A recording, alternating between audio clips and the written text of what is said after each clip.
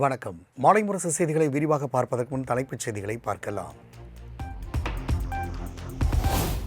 தமிழகம், புதுவை மற்றும் காரைக்கால் பகுதிகளில் வெப்பநிலை இயல்பை விட 2 முதல் 3 டிகிரி செல்சியஸ் அதிகமாக இருக்கக்கூடும். மே 1 வரை நிலவும் அதிக வெப்பநிலையால் அசௌகரியம் ஏற்படலாம் என வானிலை ஆய்வு மையம் தகவல்.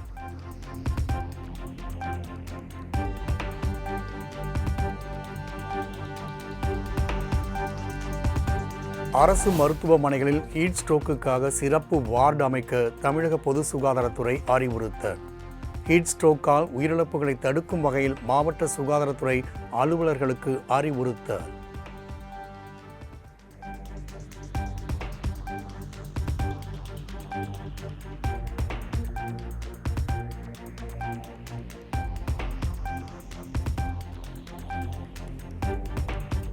அனைத்து அரசு மருத்துவமனைகள், ஆரம்ப சுகாதார நிலையங்கள் மற்றும் மாநகராட்சி சுகாதார நிலையங்களில் ORS கரைசல் இலவசமாக வழங்க வேண்டும்.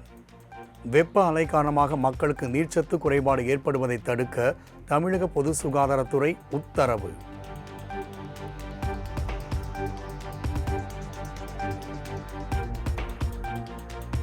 கொளுத்தும் கோடையில் சட்டை பையில் ஒரு வெங்காயத்தை வைத்துக் கொள்ளுங்கள், வெப்ப அலையால் உங்களுக்கு எதுவும் ஆகாது. மத்திய அமைச்சர் ஜோதிராதித்யா சிந்தியாவின் நூதன யோசனையால் திகைத்த மக்கள்.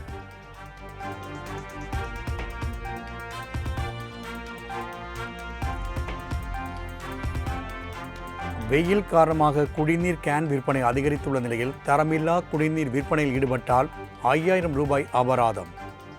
நிறுவனத்தின் பெயர், தயாரிப்பு மற்றும் காலாவதி தேதிகள் முறையாக இடம்பெற வேண்டும் என்றும் தமிழக சுகாதாரத்துறை அறிவுறுத்தல்.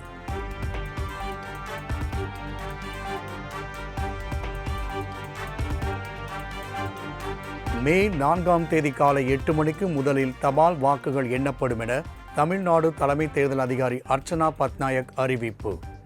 முன்னதாக மின்னணு எந்திரத்தில் பதிவான வாக்குகள் எண்ணப்பட்டு பின்னர் தபால் வாக்குகள் எண்ணப்படும் என்ற முடிவை மாற்றியது தேர்தல் ஆணையம்.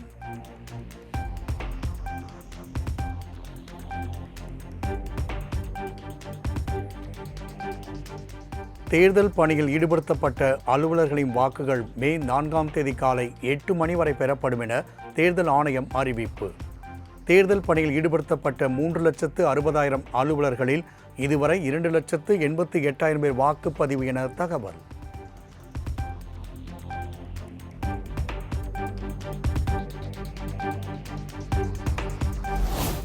மேற்கு வங்கத்தில் 2ஆம் கட்ட தேர்தலுக்கான பரப்புரை ஓய்ந்தது. முதலமைச்சர் மம்தா, உள்துறை அமைச்சர் அமித்ஷா மற்றும் காங்கிரஸ், கம்யூனிஸ்ட் கட்சியினர் இறுதிக்கட்ட பரப்புரை.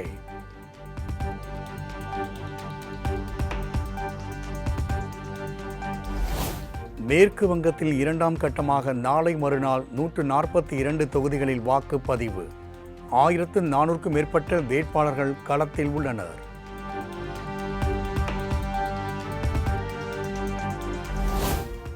மேற்கு வங்கத்தில் முதலமைச்சர் மம்தா பானர்ஜி இறுதிக்கட்ட பரப்புரை.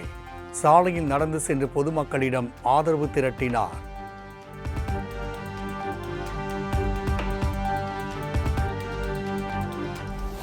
பாஜக நடத்தும் ரோட் ஷோக்கள் அரசியல் நிகழ்வாக அல்ல, அவை தீர்த்த யாத்திரை போல உள்ளதென பிரதமர் மோடி பேச்சு.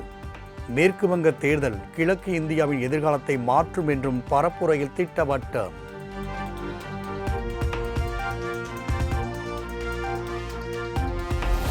இரண்டாம் கட்ட தேர்தலுக்கு தயாராகும் மேற்கு வங்கத்தில் பல இடங்களில் நாட்டு வெடிகுண்டுகள் கண்டெடுக்கப்பட்டதால் பரபரப்பு. நாட்டு வெடிகுண்டுகள் வைத்தது யார் என காவல்துறை தீவிர விசாரணை.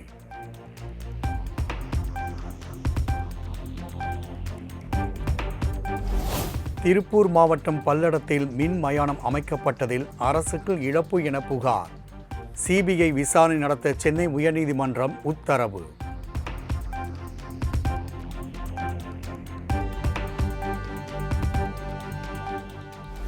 வேட்பு மனுக்களில் சொத்து விவரங்களை மறைத்ததாக கூறி அதிமுக முன்னாள் அமைச்சர்கள் ஜெயக்குமார், CV சண்முகம் ஆகியோருக்கு எதிராக தொடரப்பட்ட வழக்கு.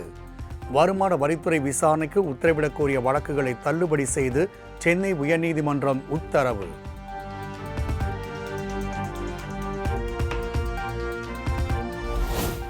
தவேக தலைவர் விஜயின் வேட்புமனுவில் குறிப்பிடப்பட்டுள்ள விவரங்களை ஆய்வு செய்ய கோரி தொடரப்பட்ட வழக்கு.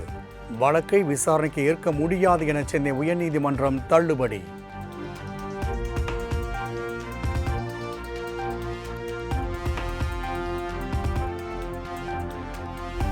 தாவேகாவால் தான் வாக்கு சதவீதம் கூடியது என்பது அரண்டவன் கண்ணுக்கு இருண்டதெல்லாம் பேய் என்பது போல் உள்ளதென அமைச்சர் சேகர் பாபு விமர்சனம். விஜய் வெளியிட்டுள்ள அமைச்சரவை பட்டியல் இல்லாத ஊருக்கு வழிகாட்டுவது போல் இருப்பதாகவும் சாடல்.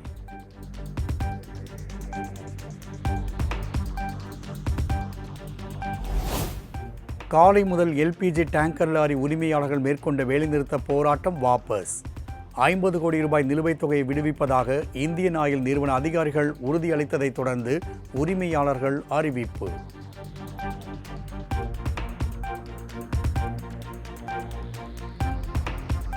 தருமபுரி மாவட்டம் பென்னாகரம் அருகே சட்டவிரோதமாக இயங்கி வந்த மதுக்கடையை சூறையாடிய பெண்கள். மது விற்பனையில் ஈடுபட்டவரை பெண்கள் துரத்தி தாக்கும் வீடியோ வெளியாகி வைரல்.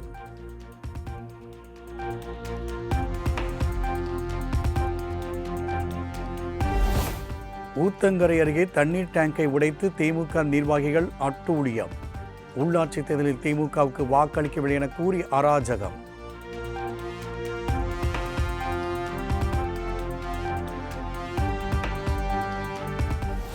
சென்னை பெருங்களத்தூரில் மின்சார ரயில் மீது மர்ம நபர்கள் கல் வீசியதில் பயணி ஒருவரின் மண்டை உடைப்பு. இரும்புலியூர் அருகே ரயில் சென்றபோது கல்வீச்சு சம்பவம் நடந்த நிலையில் ரயில்வே போலீசார் தீவிர விசாரணை. திண்டுக்கல் பேருந்து நிலையத்தில் கடையை அடித்து நொறுக்கி கொலை மிரட்டல் விடுத்த விவகாரம்.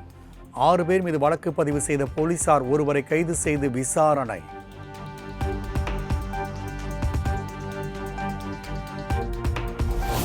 உதகை மசினக்குடி நீர்மின் நிலையம் அருகே பயங்கர காட்டு தீ. அரிய வகை மரம் செடி கொடிகள் எரிந்து வரும் நிலையில் தீ அணைக்கும் பணியில் தீயணைப்புத் துறையினர் தீவிரம்.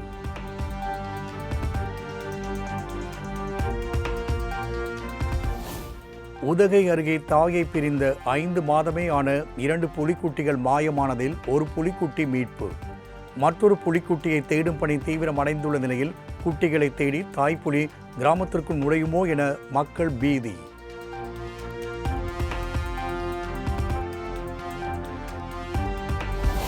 பொள்ளாச்சி டாப் ஸ்லிப் அம்புலி சுற்றுலா பயணிகள் தங்கும் விடுதி அருகே புலி நடமாட்டம். டாப் ஸ்லிப் பகுதிக்கு வரும் சுற்றுலா பயணிகள் பாதுகாப்பாக இருக்க வேண்டும் என வனத்துறையினர் அறிவுறுத்தல்.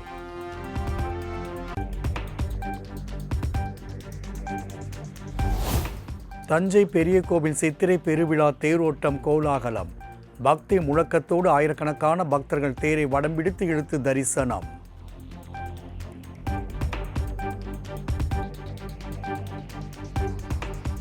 ராணிப்பேட்டை மாவட்டம் சோளிங்கர் அருகே பொன்னியம்மன் கோவிலில் 108 பால்குட அபிஷேகம்.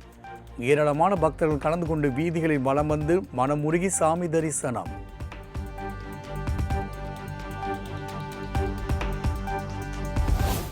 கேரள மாநிலம் ஆலப்புழாவில் புகழ்பெற்ற எடத்துவா புனித ஜார்ஜியார் பேராலய பெருவிழா கொடியேற்றத்தோடு தொடக்கம். 10 நாட்கள் விழா நடைபெறவுள்ள நிலையில் கன்னியாகுமரி மாவட்டத்திலிருந்து சிறப்பு பேருந்து சேவை.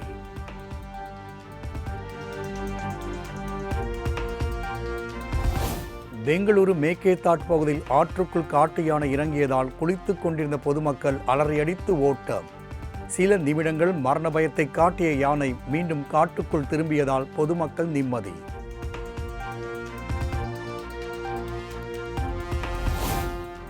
இரண்டு நாள் பயணமாக சிக்கிம் மாநிலம் சென்ற பிரதமர் மோடி வாகன பேரணி. சாலையின் இருபுறங்களிலும் திரண்ட மக்கள் மோடிக்கு உற்சாக வரவேற்பு.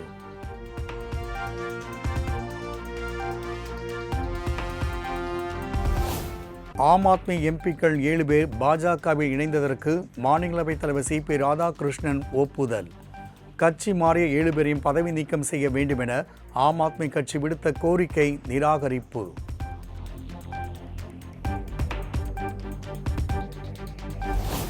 டெல்லி கலால் கொள்கை வழக்கில் நீதிபதி ஸ்வர்ணகாந்தா சர்மா மீதான நம்பிக்கை இல்லை. இனி நேரடியாகவோ அல்லது வழக்கறிஞர் மூலமாகவோ நீதிமன்றத்தில் ஆஜராக மாட்டேன் என டெல்லி முன்னாள் முதலமைச்சர் கெஜ்ரிவால் கடிதம்.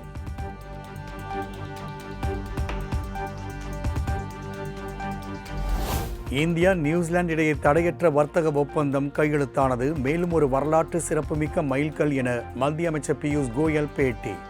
கடந்த 3.5 ஆண்டுகளில் 9 தடையற்ற ஒப்பந்தங்களை நிறைவு செய்துள்ளதாக பிரதமர் கூறியதாகவும் பெருமிதம்.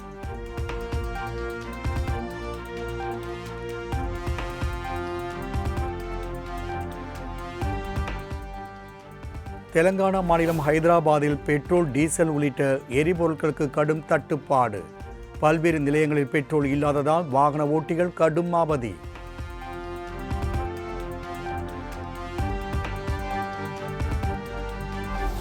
ஹரியானா மாநிலம் ஃபரிதாபாத் பகுதியில் சாலையோரம் ஊர்ந்து சென்ற மிக நீளமான மலைப்பாம்பு. மலைப்பாம்பை பத்திரமாக மீட்டு காட்டுப்பகுதியில் விடுவித்த வனத்துறையினர்.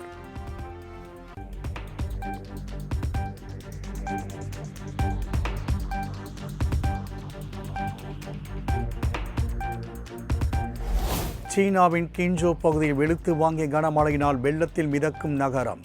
100க்கும் மேற்பட்ட கார்கள் தண்ணீரில் தத்தளிக்கும் நிலையில் லட்சக்கணக்கான மக்கள் பாதிப்பு.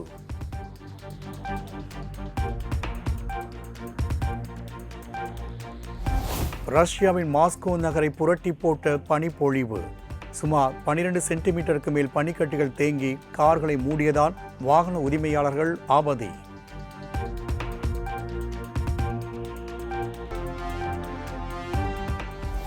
நடிகர் தனுஷ் நடிப்பில் வெளியாக உள்ள கர படத்திற்கு தடை விதிக்க கோரி வழக்கு. 3 ஆண்டுகளுக்கு முன்பே கர என்ற பெயரில் படப்பெயரை தயாரிப்பாளர் சங்கத்தில் பதிவு செய்துள்ளதாக மனுதாரர் புகார்.